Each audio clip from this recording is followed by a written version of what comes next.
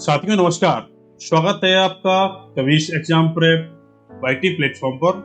मैं गौरव आज आपके लिए लेकर आया हूं चाइल्ड डेवलपमेंट एंड पेडागोगी का एक नया लेसन जिसका नाम है लर्निंग, जिसको हम हिंदी में कहते हैं अधिगम।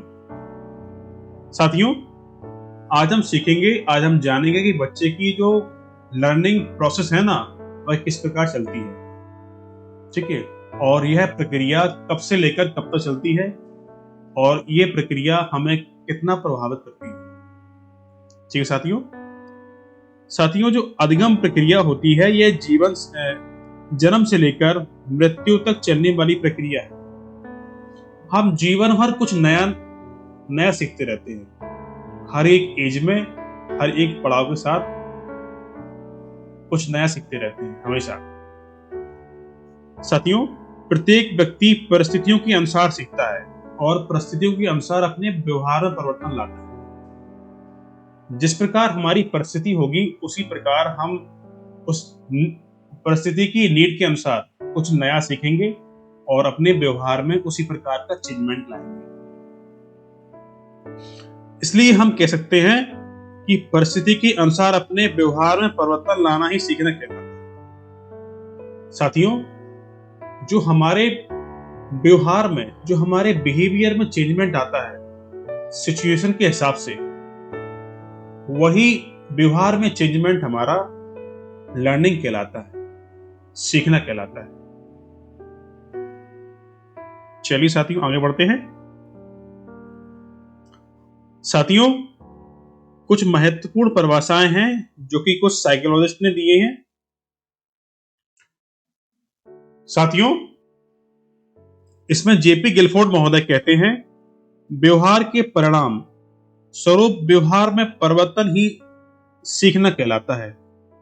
बिल्कुल सही बात है। जैसा कि अभी हम देखकर आए हैं कि जो हमारे व्यवहार में चेंजमेंट आएगा उसको हम सीखना कहेंगे। साथियों इसमें स्किनर महोदय कहते हैं सीखना व्यवहार में उत्तरोत्तर सामंजस्य की प्रक्रिया है। जो हम सीखते हैं वह हमारे व्यवहार में उत्तरोत्तर सामंजस्य की प्रक्रिया होती है। इसमें क्रो एंड क्रो कहते हैं सीखना आदतों, ज्ञान और आवृत्तियों का अर्जन कहलाता है। साथियों जिस समय हम सीखते हैं तो कुछ हमारे अंदर नया ज्ञान आता है, हमारे अंदर कुछ नई आवृत्तियां आती हैं और हमारे अंदर कुछ नई आदतें आती हैं, नई हैबिट्स आती हैं। तो इसको हम क्या कहलाते हैं, क्या कहेंगे, सीखना कहेंगे, लर्निंग कहेंगे। जबकि वुडवर्थ महोदय कहते हैं नवीन ज्ञान और नवीन प्रक्रियाओं को प्राप्त करने की प्रक्रिया सीखने की प्रक्रिया है। हम नया ज्ञान सीखते हैं और नवीन प्रक्रियाओं को प्राप्त करते हैं। साथियों इस प्रक्रिया को हम सीखना कहेंगे। चलिए साथियों आगे बढ़ते हैं।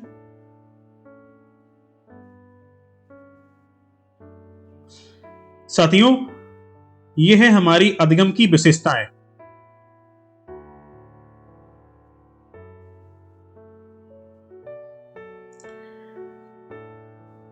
जीवन पर्यंत चलने वाली प्रक्रिया है। जो अधिगम है ना वह जीवन पर्यंत चलता रहता है।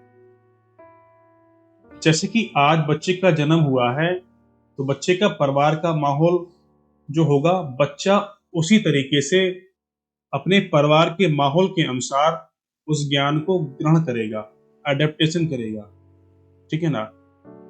फिर इसके बाद बच्चा धीमे धीमे 5 वर्ष की आयु तक जाता है, फिर अपने विद्यालय पहुंचता है। तो विद्यालय का जो एनवायरनमेंट होगा, बच्चा उस एनवायरनमेंट को एडॉप्ट करेगा, ग्रहण करेगा। ठीक है साथियों। इसके बाद बच्चा, फिर इसके बाद जब उसकी स्कूल लाइफ खत्म हो जाती है, बच्चा कॉलेज में पहुंचता है। तो जो कॉलेज का एनवायरनमेंट, कल्चर होगा, बच्चा उसको ग्रहण करेगा। बच्चा इसके बाद समाज में जाएगा, तो जो समाज का एनवायरनमेंट होगा उसको ग्रहण करेगा। साथियों इसी प्रकार हम जिस प्रकार हमारी आयु बढ़ती जाती है, हम किन्हीं न किन्हीं माध्यम से, किसी अन्य व्यक्तियों के माध्यम से कुछ न कुछ सीखते रहते हैं। इसलिए हम कहेंगे कि सीखना जीवन पर्यंत चलने वाली प्रक्रिया। साथियों सीखना अनुकूलन की प्रक्रिया है। बिल्कुल सही बात है साथियों। हम जो कुछ भी सीखते हैं वह अनुकूलन के माध्यम से सीखते हैं, एडेप्टेशन करते हैं, उसको ग्रहण करते हैं। सीखना सार्वभौमिक प्रक्रिया है। बिल्कुल सही बात साथियों। जो जो जो कुछ भी हम सीखते हैं यह सभी यूनिवर्सल होता है। जो इस संसार में जितने भी प्राणी हैं सभी लोग एक तरीके से सीखते रहते हैं। जिस तरीके से हम सीख रहे हैं उसी प्रकार से चाहे वह व्यक्ति भारत के किसी कोने में रहता हो उसी प्रकार से वो भी सीखे। चाहे उसकी कोई भी देश हो, चाहे किसी देश में रहता हो, उसकी अन्य भाषा हो, अन्य उसका कल्चर हो, रीति रिवाज अलग हो, लेकिन वो व्यक्ति सीखता है ना, वह सेम प्रकार सीखता है। जिस प्रकार से हम सीख रहे हैं उसी प्रकार से वो व्यक्ति सीखेगा। सीखना व्यवहार में परिवर्तन है। साथियों, जब हम कुछ नया सीखते हैं तो अपने हम बिहेवियर में चेंजमेंट लाते हैं। जो कुछ हमारे बिहेवियर में पहले से फिक्स है उसको हम हटाकर एक नया चेंजमेंट लाते हैं, तो हम कहते हैं कि सीखना हमारे व्यवहार में परिवर्तन लाता है। साथियों, अब देखते हैं क्या लिखा है। सीखना एक उद्देश्यपूर्ण प्रक्रिया होती है। बिल्कुल सही बात साथियों। बिगर एम के, बिगर उद्देश्य के हम कुछ नहीं सीखेंगे। जब हमारा कुछ उद्देश्य ही नहीं होगा तो हम क्या सीखेंगे? हमें सीखने की आवश्यकता ही नहीं है। तो हम कहेंगे कि सीखना एक उद्देश्यपूर्ण प्रक्रिया होती है। साथियों, सीखना एक मानसिक प्रक्रिया है। बिल्कुल ठीक बात है। साथियों, यह एक मेंटल प्रोसेस होती है। सीखने की प्रक्रिया सक्रियता पर निर्भर करती है। हम जो कुछ भी सीखते हैं वो हमारी एक्टिविटी पर निर्भर करती है। हम कितने एक्टिव हैं। अगर हम कुछ जैसे कि हम देखते हैं कि कुछ बच्चे मेंटली रिटायर्ड होते हैं, एमआर होते हैं, उनकी मानसिक क्षमता कम होती है, मंद बुद्धि बच्चे होते हैं, तो उनमें सक्रियता बिल्कुल नहीं पाई जाएगी, तो वह सीखने की प्रक्रिया उनकी बाधित हो जाएगी। और जब हमारा मानसिक संतुलन अच्छा है, हम स्वस्थ हैं, किसी बीमारी से पीड़ित नहीं है, तो हमारी जो सीखने की प्रक्रिया है वह बहुत अच्छी तरीके से पूर्ण हो जाएगी। तो हम कह सकते हैं सीखना हमारी जो सीखने की प्रक्रिया है वह हमारे सक्रियता पर निर्भर करती है। साथियों, अब हम देखेंगे अधिगम को प्रभावित करने वाले कारक। जो हमारी अधिगम की प्रक्रिया को प्रभावित करते हैं कुछ कारक दिए गए हैं। साथियों, इसमें पहला कारक है बालक की योग्यता। साथियों, जैसा कि हम देखते हैं कि कक्षा 1 का बालक है, उसको अगर अगर हम कक्षा 5 के बालक, जो बालक कक्षा कक्षा 5 में पढ़ रहा है, उसके सिलेबस को पढ़ाएं तो बच्चे की योग्यता ही नहीं है कि कक्षा 5 के बालक का जो सिलेबस पढ़ पाए। उसकी योग्यता केवल है कक्षा 1 के सिलेबस को पढ़ना। तो बालक की योग्यता के अनुसार भी सीखना प्रभावित होता है। जिस प्रकार की योग्यता होगी उसी प्रकार का उसको ज्ञान दिया जाएगा। साथियों, निश्चित उद्देश्य।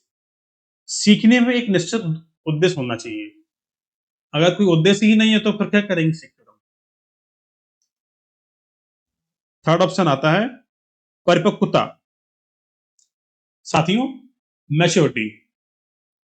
जैसे कि बालक की आयु है 5 वर्ष की और हम उससे कहें कि 10 वर्ष वाले बच्चे का काम करो आप, ठीक है ना? जो मैच्योरिटी है ना वह भी अत्यंत महत्वपूर्ण भूमिका निभाती है। ऐसा नहीं है कि किसी उम्र के बालक को कितने भी बड़ी उम्र वाला काम दे दिया जाए, ठीक है ना? उसके अंदर परिपक्वता भी होनी चाहिए। साथियों, अब हम देखते हैं परिवार। साथियों, सीखने की प्रक्रिया में एक परिवार की अत्यंत महत्वपूर्ण भूमिका होती है।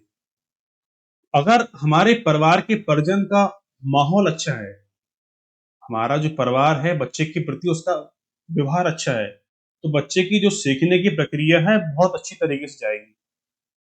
और अगर परिवार का माहौल ही अच्छा नहीं है तो सीखने की प्रक्रिया है वो कहीं ना कहीं बाधित हो जाएगी। साथियों, सीखने की प्रक्रिया में हमारा समाज भी एक बहुत आईने की तरह काम करता है। अगर हमारी सोसाइटी का माहौल अच्छा है, सोसाइटी का जो कल्चर है वो बहुत अच्छा है, तो सीखने की प्रक्रिया कहीं ना कहीं बाधित नहीं होगी, अनवरत चलती रहेगी। सोसाइटी में अगर गंदे लोग रहते हैं तो सीखने की प्रक्रिया कहीं ना कहीं बाधित हो जाएगी। अब देखते हैं कि समाज में गाली गलौज वाले होते हैं लोग, जो सुबह हुई कि गाली देने लगे, तो बच्चे की जो सीखने की प्रक्रिया है ना वह कहीं ना कहीं बाधित हो जाएगी। यहाँ पर बच्चा उन्हीं गाली गलौज को सीख जाएगा, ठीक है ना, गलत माहौल में पड़ जाएगा। इसलिए कहते हैं कि बच्चे की जो आसपास की सोसाइटी है ना बहुत अच्छी होनी चाहिए। साथियों, सीखने की प्रक्रिया में हमारा वातावरण भी एक महत्वपूर्ण रोल अदा करता है। साथियों, हमारे चारों ओर का एनवायरनमेंट जो है ना एक बहुत अच्छा होना चाहिए। गंदगी ना होनी चाहिए बाहर, या बाहर बहुत ज्यादा प्रदूषण ना होना चाहिए। अगर बाहर गंदगी होगी और प्रदूषण होगा तो बच्चा बार बार बीमार पड़ेगा। बीमार पड़ने के कारण उसकी सीखने की प्रक्रिया कहीं ना कहीं बाधित होगी। तो इसलिए बाहर साफ सफाई का माहौल हो और वहां पर गंदगी कम हो, प्रदूषण का एरिया ना हो। साथियों, शिक्षक का व्यवहार एक बहुत महत्वपूर्ण चीज है। अगर बालक के प्रति शिक्षक का व्यवहार अच्छा नहीं है, नजरिया अच्छा नहीं है शिक्षक का, तो बालक की सीखने की क्षमता, उसके अंदर एक कुंठा उत्पन्न हो जाएगी। जैसे कि कई बच्चे हैं, बच्चे कई समाज से आते हैं विद्यालय में, और किसी एक बच्चे को टीचर कोई बात पर डांटता रहे कंटिन्यू, उससे घृणा करता करे, उससे घृणा का भाव रखता रहे, उससे द्वेष रखे, तो कहीं ना कहीं उस बच्चे के मन में कुंठा उत्पन्न हो जाएगी। इससे बच्चे की सीखने की जो प्रोसेस है ना वह कहीं ना कहीं बाधित हो जाएगी। बच्चा उस तरीके से अन्य बच्चों की तरह सीख नहीं पाएगा। इसलिए शिक्षक का व्यवहार हमेशा सभी बच्चों के लिए समान होना चाहिए, एक जैसा व्यवहार होना चाहिए। सीखने की इच्छा, बच्चे के अंदर सीखने की इच्छा अवश्य होनी चाहिए। जब सीखने की इच्छा ही नहीं होगी तो हम उस ज्ञान को उतने अच्छे तरीके से ग्रहण नहीं कर पाएंगे। किसी ज्ञान को हम किसी बच्चे के ऊपर जबरदस्ती नहीं सिखा सकते हैं जब तक उसके अंदर आंतरिक इच्छा ना हो उस ज्ञान को सीखने के लिए, ठीक है ना। अब जैसे कि हम देखते हैं कि कुछ माँ बाप बच्चे को अपने अनुसार किसी अन्य फील्ड में जाने को कहते हैं। जैसे कि उनकी इच्छा है कि बच्चा हमारा डॉक्टर बने, लेकिन बच्चे की इच्छा है कि हम इंजीनियर बनेंगे, बच्चे की इच्छा है कि हम इंजीनियर बनेंगे, तो कहीं ना कहीं उसके अंदर एक कुंठा उत्पन्न हो जाती है। उसकी इच्छा ही नहीं है, फिर जबरदस्ती बच्चा सीखता रहता है और उस क्षेत्र में उतना आगे नहीं बढ़ पाता है जितना कि वह अपने स्वेच्छा के अनुसार काम करना चाहता था ना। उस क्षेत्र में उस क्षेत्र में उतना आगे नहीं बढ़ पाएगा। तो बच्चे के अंदर सीखने की इच्छा भी होनी चाहिए। साथियों, अब हम देखते हैं अधिगम वक्र। इसको कहते हैं कर्व्स ऑफ लर्निंग। साथियों, जो हमारी सीखने की प्रक्रिया है जीवन भर एक जैसी नहीं चलती है। कभी तो उस प्रक्रिया में बहुत तेजी आती है और कभी उस प्रक्रिया में बहुत ज्यादा कमी आती है। मतलब सीखने की प्रक्रिया एक उतार चढ़ाव के साथ चलती रहती है। तो इसी को हम कहते हैं अधिगम वक्र। अब हम देखते हैं अधिगम के वक्र जो चार प्रकार के होते हैं, जिसमें पहला दिया गया है सरल रेखीय वक्र, जिसको हम कहते हैं स्ट्रेट लाइन कर्व। साथियों, इसको एक अन्य नाम से भी पुकारते हैं, जिसको हम कहते हैं कर्व्स ऑफ लीनियर एक्सेलरेशन, रेखीय त्वरण वक्र।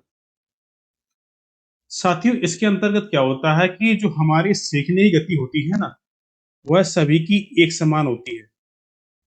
इसमें सीखने की गति एक समान होती है। साथियों, इस धरती पर जितने भी मनुष्य हैं, जो सामान्य मनुष्य हैं, उन सभी की सीखने की गति, जो भी लर्निंग प्रोसेस है ना, वह एक समान गति से चलती रहती है। लेकिन इसको प्रभावित कौन करता है? हमारा एनवायरनमेंट प्रभावित करता है। अगर हमारा एनवायरनमेंट अच्छा होगा, तो सीखने की गति है ना जो, वह अच्छी चलती रहेगी। ठीक है ना? और हमारा एनवायरनमेंट अगर खराब हो गया, जैसे किन्हीं-किन्हीं बच्चों का एनवायरनमेंट अच्छा नहीं होता है, आस-पड़ोस का माहौल अच्छा नहीं होता है, परिवार का माहौल अच्छा नहीं होता है, वातावरण अच्छा नहीं होता है, तो उनकी सीखने की गति जो है ना, मंद पड़ जाती है। ठीक है ना? तो जो हमारे अंदर क्षमता पाई जाती है, सभी में एक समान क्षमता पाई जाती है। और साथियों, जो हमारी अधिगम की मात्रा में परिवर्तन होता है, वह सभी का एक समान से परिवर्तन होता है। इस पे हम कह सकते हैं कि जो अधिगम की मात्रा में परिवर्तन होता है,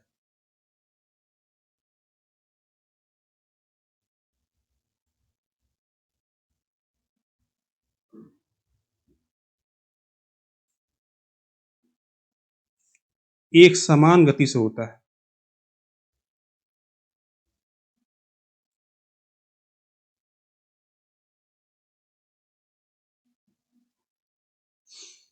साथियों, इसका कर्व इस प्रकार से बनेगा।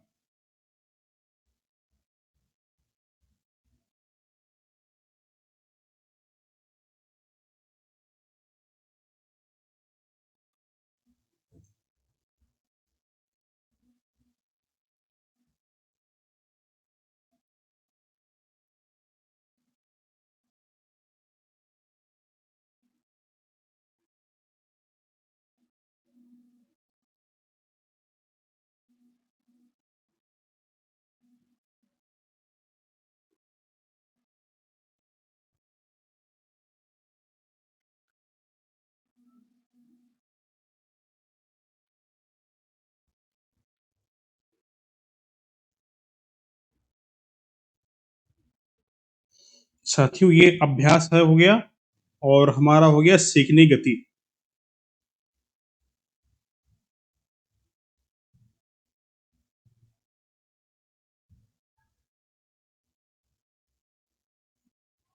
तो साथियों, आपको ऐसा कहीं कर्व दिख जाता है, तो वह सरल रेखीय वक्र होता है, स्ट्रेट लाइन कर्व।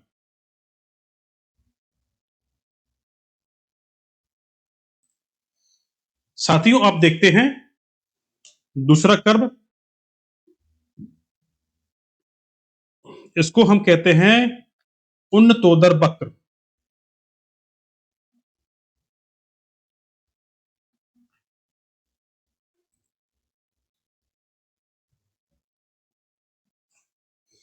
जिसको हम कहेंगे इंग्लिश में कहेंगे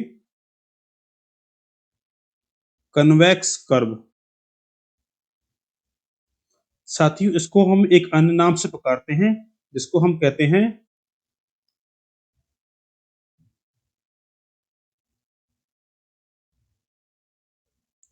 curve of linear curve of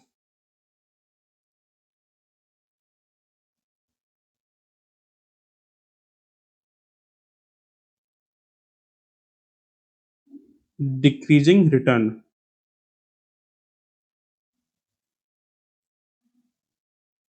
साथियों, उसको हिंदी में कहेंगे घटनशील उपलब्धि का वक्र।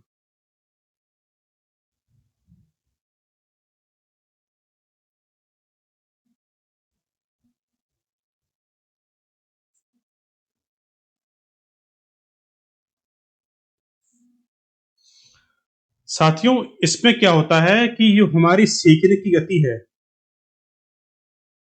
वह शुरुआत में बहुत तेज होती है, और उच्चतम बिंदु पर पहुंचने के बाद सीखने की गति धीमे होना शुरू हो जाती है। साथियों, जब हम किसी नए ज्ञान को ग्रहण करते हैं तो हमारी सीखने की गति एकदम बहुत तेज रहती है। उस ज्ञान को सीखने के लिए हम लालायत रहते हैं, और जब उस ज्ञान को हम परिपक्वता के साथ सीख जाते हैं तब हमारी जो गति होती है वह धीमे धीमे कहीं ना कहीं मंद पड़ने लगती है, क्योंकि हमारा जो सीखने का उद्देश्य था वह पूर्ण हो चुका है। ठीक है ना? तो हमारी जो सीखने की गति जो पहले थी वह अब नहीं रहती है, तो कहीं ना कहीं वह गति मंद पड़ जाती है। तो साथियों, इसको हम कहेंगे, इसका कर्व इस प्रकार से होगा।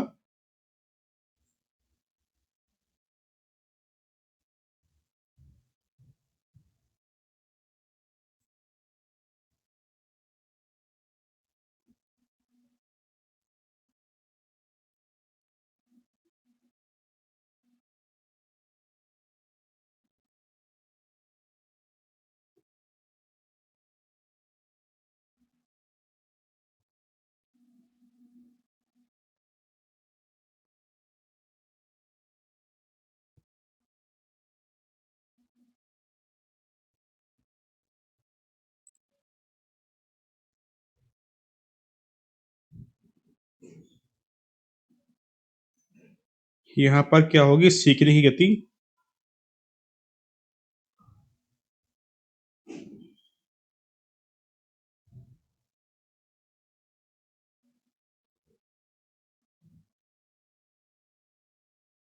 यहाँ पर अभ्यास। साथियों, इसकी जो आकृति है ना कुछ, वह कन्वेक्स लेंस जैसी कुछ आकृति दिख रही होगी आपको, इसलिए हम इसको कहते हैं कन्वेक्स कर्व। साथियों, अब देखते हैं तीसरे प्रकार का कर्व कैसा होता है। इसको हम कहते हैं नदोत्तर अधिगम वक्र, कनकेव लर्निंग वक्र। साथियों, इसको हम एक अन्य नाम से पुकारते हैं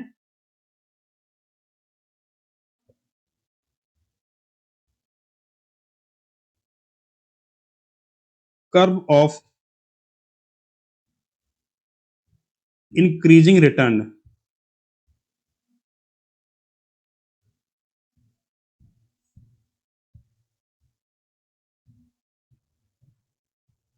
इसको हम हिंदी में कहेंगे वर्धनशील उपलब्धि वक्र।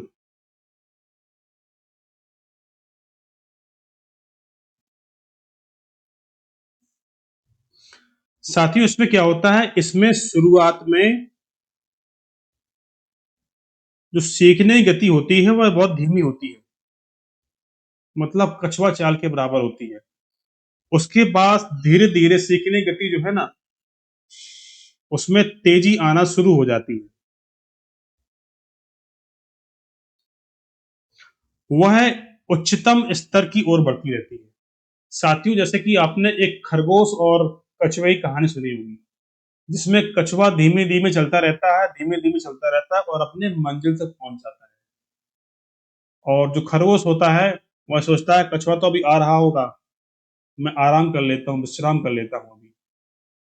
तो खरगोश रह जाता है, कछुआ जीत जाता है, क्योंकि वह आराम करने लगता है। तो साथियों, इसमें क्या है कि जो हमारी सीखने की गति है वह बहुत धीमी होती है शुरुआत में, लेकिन जैसे जैसे हम ज्ञान को ग्रहण करते जाते हैं, धीमे धीमे उस ज्ञान को ग्रहण करते जाते हैं, तो हमारा जो ज्ञान है एक दिन बहुत उच्चतम लेवल पर चला जाता है। लेकिन यह प्रक्रिया कंटिन्यू चलती चलती रहनी चाहिए, तभी उस ज्ञान को हम प्राप्त कर पाएंगे। तो साथियों, इसका वक्र देख लेते हैं किस प्रकार से होता है।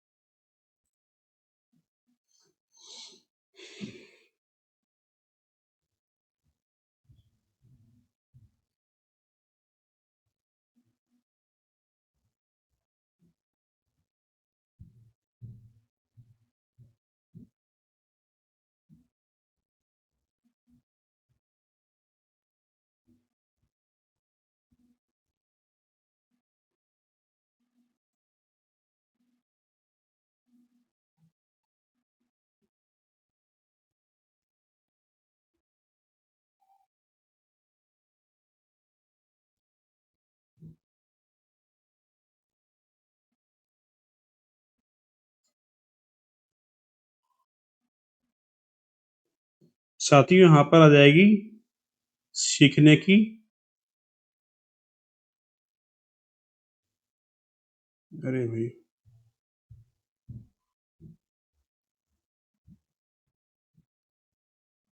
सीखने की गति।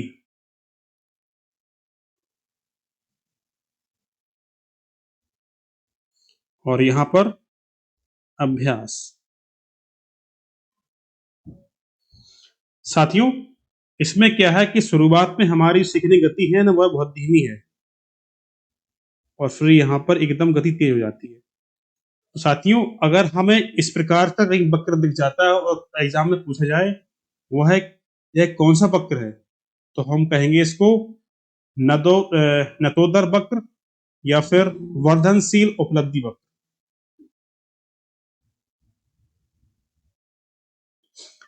साथियों आप देखते हैं चौथे प्रकार का वक्र यह किस प्रकार का होता है। साथियों इसमें क्या होता है इसमें शुरुआत में अधिगम की गति तेज या धीमी और अंत में भी अधिगम की गति तेज या धीमी दोनों हो सकती है। यह वक्र उन्नतोदर तथा नदोत्तर वक्र का मिला जुला रूप होता है। साथियों इसमें इसके अंतर्गत क्या होता है कि जो हमारी सीखने की प्रक्रिया होती है ना कभी धीमी चलती है तो कभी तेज चलती है कभी धीमी कभी तेज। तो साथियों यह वक्र जो है ना यह वक्र नदोत्तर वक्र और उन्नतोदर वक्र दोनों का मिश्रित रूप होता है। तो इसका जो डायग्राम बनेगा ना ग्राफ में इस तरीके से बनेगा।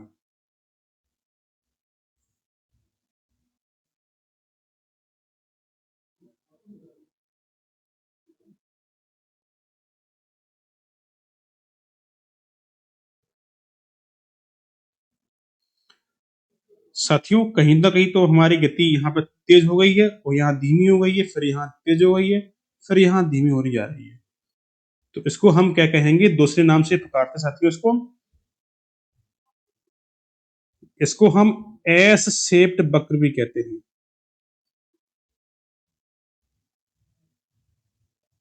एस शेप का वक्र एस वक्र भी कहते हैं।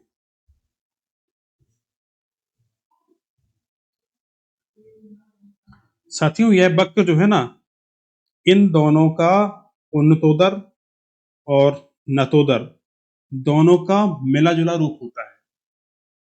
साथियों मैं आशा करता हूं आज का टॉपिक आपको अच्छी तरीके से समझ में आ गया होगा। कल फिर मिलेंगे एक नए टॉपिक के साथ। तब तक के लिए जय हिंद, वंदे मातरम।